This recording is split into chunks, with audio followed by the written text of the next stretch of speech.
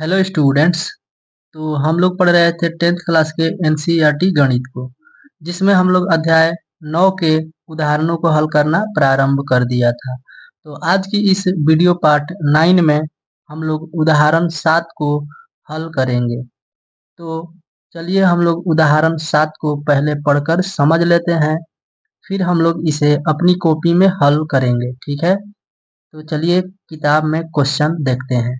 देखिए students, question है, एक नदी के पुल के एक बिंदु से नदी के सम्मुख किनारों के अवनमन कोण क्रमशः 30 डिग्री और 45 डिग्री है। यदि पुल किनारों से 3 मीटर की ऊंचाई पर हो तो नदी की चौड़ाई ज्ञात कीजिए।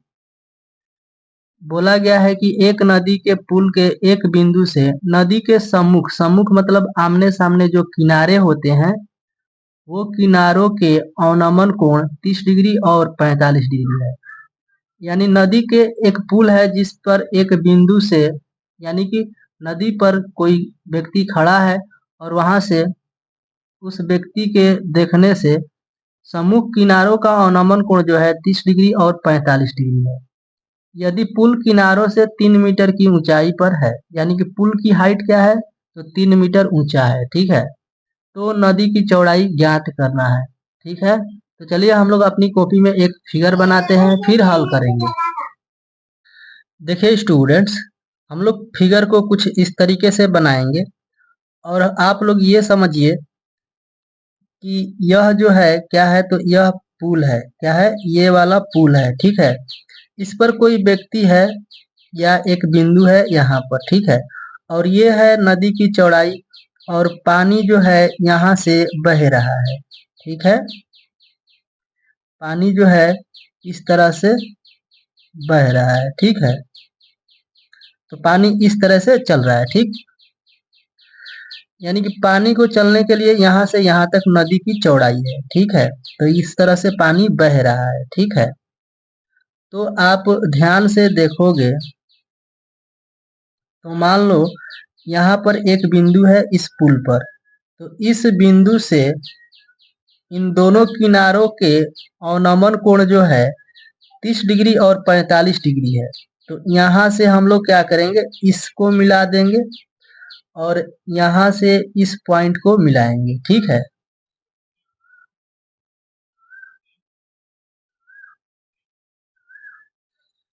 तो यहाँ से देखने पर अवनमन कोण जो है 30 डिग्री है और 45 डिग्री है। ठीक है,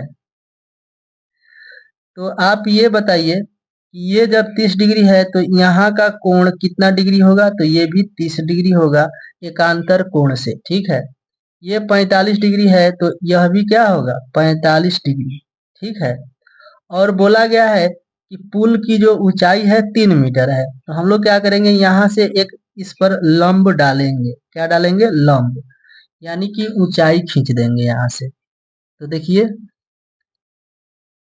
हम लोग कुछ इस तरह से ऊंचाई खींचेंगे। ठीक है, तो ये हो जाएगा 3 मीटर। ठीक है, तो हम लोग मान लेते हैं कि यहाँ पर कोई बिंदु है जिसका नाम P दे सकते हैं हम लोग। ठीक है, और इसका नाम A और इसका नाम B और इसका नाम हम लोग C रख सकते हैं। ठीक है,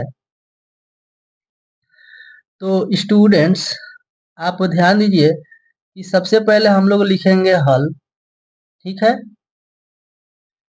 क्वेश्चन में इतना ही दिया गया है। ठीक है, तो हम लोग सबसे पहले लिखेंगे हल, इसके बाद लिखेंगे हम लोग पुल की ऊंचाई। तो पुल की जो ऊंचाई है यहाँ पर लिखेंगे पुल की ऊंचाई।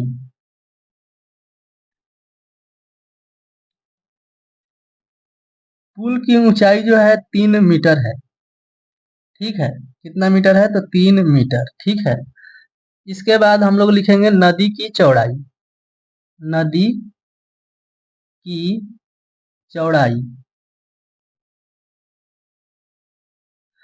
तो आप बताइए कि नदी की चौड़ाई क्या है। तो नदी तो ये ए बी है, और यानी कि यहाँ से यहाँ तक ये नदी की चौड़ाई है, यानी कि हम लोग कहेंगे ए बी जो है नदी की चौड़ाई है।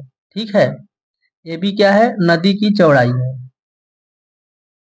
और ये ए बी जो है ए सी प्लस बी सी के बराबर है, यानी कि ए सी प्लस बी सी के बराबर है ये ए बी। ठीक है, तो नदी की चौड़ाई हो गया ए सी प्लस बी सी। ठीक है, और यहाँ से हम लोग देख पा रहे हैं कि इसमें दो समकोण त्रिभुज बन रहा है। ठीक है, एक ये समकोण त्रिभुज बन रहा है, ठीक है, और दूसरा इस तरह से।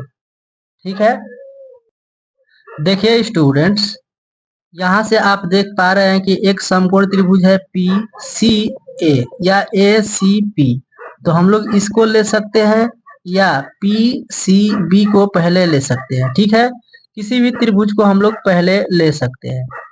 ठीक है, तो हम लोग सबसे पहले ले रहे हैं 30 डिग्री वाला। देखिए इस 30 डिग्री के सामने ये वाली भुजा जो है लंब है और यह भुजा आधार है। ठीक है, तो आधार क्यों हम लोग ज्ञात करेंगे, क्योंकि हमें नदी की चौड़ाई चाहिए। नदी की चौड़ाई जो है ए बी है, तो ए बी के लिए हम लोग यहाँ से यहाँ तक ए सी ज्ञात कर लेंगे, फिर हम लोग यहाँ से बी सी ज्ञात करेंगे। ठीक है, इस त्रिभुज से हम लोग बी सी ज्ञात करेंगे और इस त्रिभुज से ए सी ज्ञात करेंगे। तो हम देखिए यहाँ से 30 डिग्री के लिए ये लंब हो जाएगा और ये आधार। ठीक है, तो लंब और आधार में tan थीटा का प्रयोग होता है। ठीक है, तो यहाँ पर लिखेंगे हम लोग, चूंकि समकोण त्रिभुज ए सी पी में, ठीक है, समकोण त्रिभुज ए सी पी में tan 30 डिग्री, तो tan 30 डिग्री बराबर हो जाएगा लंब यानी कि पी सी लंब हो जाएगा बटे में आधार ए सी। ठीक है, tan में 30 डिग्री का मान होता है 1/√3 बराबर पीसी का मान, देखिए पीसी ये 3 मीटर है बटे में एसी, एसी तो हमें ज्ञात करना है। ठीक है, तो चलिए आगे बढ़ते हैं।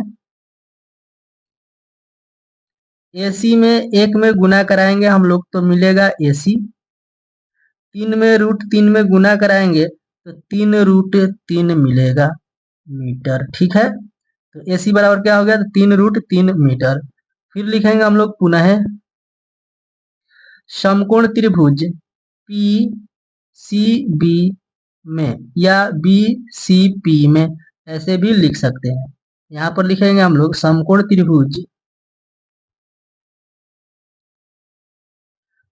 त्रिभुज बी सी पी में। देखिए बी सी पी में ये 45 डिग्री है और 45 डिग्री के लिए ये वाली भुजा जो है लंब है। ठीक है, और यह भुजा आधार है। ठीक, तो लंब बटे आधार हम लोग फिर से tan 45 डिग्री का यूज करेंगे, तो यहाँ पर लिखेंगे tan 45 डिग्री बराबर लंब बटा आधार, तो लंब यानी पीसी बटे में आधार हो जाएगा बीसी। ठीक है, अब ध्यान दीजिए कि tan में 45 डिग्री का मान होता है 1/1 अर्थात 1 कहते हैं हम लोग। पीसी, पीसी का मान तो अभी अभी रखे हैं हम लोग, देखिए पीसी का मान कितना रखे हैं, पीसी का मान 3 रखे हैं हम लोग, यहाँ पर 3 रखेंगे और बीसी तो हमें ज्ञात करना है। ठीक है, पीसी का मान 3 रखेंगे हम लोग और बीसी तो हमें ज्ञात करना है। ठीक है, अब ध्यान दीजिए बीसी में 1 में गुना होगा तो बीसी हो जाएगा और 3 में 1 में गुना होगा तो 3 हो जाएगा। ठीक है, 3 मीटर। तो हम लोग देख पा रहे हैं कि हमें तो एसी भी ज्ञात हो गया है। देखिए आपको दिखाई दे रहा होगा, हम लोगों ने क्या किया, एसी को भी ज्ञात कर लिया और फिर बीसी को ज्ञात कर लिया। तो हमें क्या ज्ञात करना है, नदी की चौड़ाई। तो नदी की चौड़ाई तो अब आसानी से आ गया। देखिए अतः नदी की चौड़ाई, अतः नदी की चौड़ाई जो है ए बी हम लोग माने थे। यहाँ पर देखिए हम लोगों ने नदी की चौड़ाई को क्या लिखा था, ए बी, और ए बी जो है S C plus B C के बराबर है, यानी ए सी का मान प्लस बी सी का मान हम लोग जोड़ेंगे। ठीक है, तो देखिए ध्यान से, ए बी बराबर है ए सी है प्लस बी सी, तो देखिए AC का मान कितना है, 3√3 है, तो यहाँ पर रखेंगे 3√3 प्लस BC का मान क्या है, 3 है। और यहाँ से आप देख पा रहे हैं कि 3 3 दोनों जगह है, तो 3 कॉमन हो जाएगा, ठीक है। तो 3 से 3 कैंसिल हो गया, तो बचेगा यहाँ पर √3, और इस 3 से ये 3 एक बार में कटेगा, तो प्लस में 1 बचेगा, ठीक है, इतना मीटर। और यही हो जाता है इस प्रश्न का आंसर, ठीक है। तो स्टूडेंट्स, उम्मीद करते हैं कि आप लोग इसे बहुत ही अच्छे से समझ पाए होंगे। अगर आपको वीडियो पसंद आ रहा है तो वीडियो को लाइक कीजिए और एक प्यारा सा कमेंट कीजिए, और इस चैनल पर अगर आप नए हैं तो चैनल को सब्सक्राइब कर लीजिए, और इस वीडियो को ज़्यादा से ज़्यादा अपने दोस्तों में शेयर कीजिए, क्योंकि इस चैनल पर आपको बहुत ही अच्छे से, बिल्कुल बेसिक से और गहराई में आपको समझाया जाएगा, ठीक है। हर चीज़ कॉन्सेप्ट के साथ आपको सिखाया जाएगा, ठीक है। तो आप लोग इस चैनल को सब्सक्राइब कर लीजिएगा और अपने दोस्तों में इस वीडियो को ज़्यादा से ज़्यादा शेयर कीजिए। तो चलिए, इस वीडियो में इतना ही। Thank you.